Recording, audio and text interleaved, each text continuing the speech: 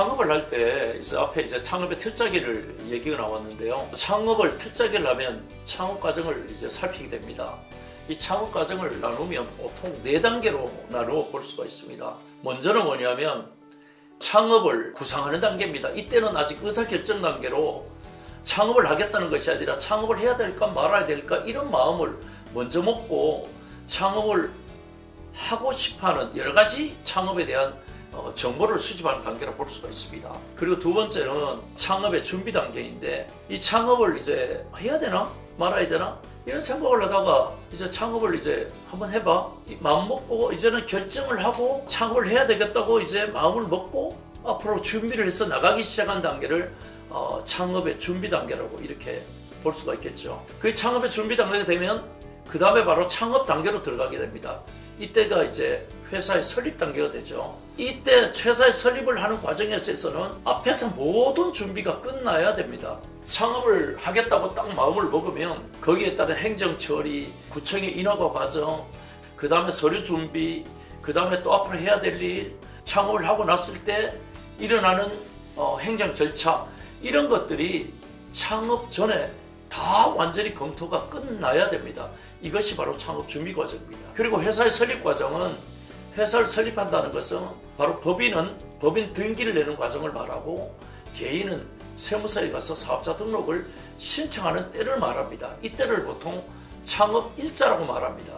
따라서 이 창업 일자가 되는 시점까지 그 회사 사업의 개시가 되는 시점까지 이전에 창업의 구상과 준비가 다 끝나야 됩니다. 그리고 마지막 4번째로는 사업의 이제 시작과 경영을 생각해 볼 수가 있는데 창업이 되고 나면은 창업으로 끝나는 것이 아닙니다. 사업을 시작하고 나면 다음에 이윤을 남겨야 되고 그 일이 성취가 되어져서 남는 소득이 있어야 됩니다. 그리고 또 세금 신고도 해야 되고 경영도 해야 됩니다.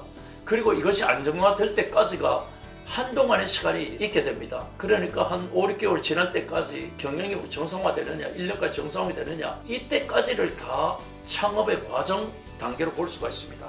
그래서 이 창업을 나눌 때는 먼저 창업을 구상하는 단계, 즉 내가 창업을 해야 될까 말아야 될까 이런 의사결정 단계를 창업 단계로 할 수가 있을 겁니다.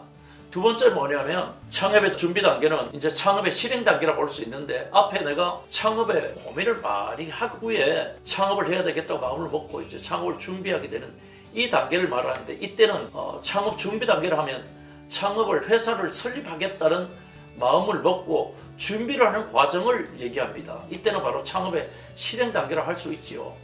그리고 이 실행 단계 끝나면 회사가 설립되고 회사를 본격적으로 이제 경영을 하게 됩니다. 이 과정까지를 이제 창업 준비라고 하고 그 다음에 창업이 회사가 설립되어서 창업이 되었다고 시작하고 그러니까 회사가 설립되고 창업이 시작되면 바로 사업이 경영이 이루어집니다.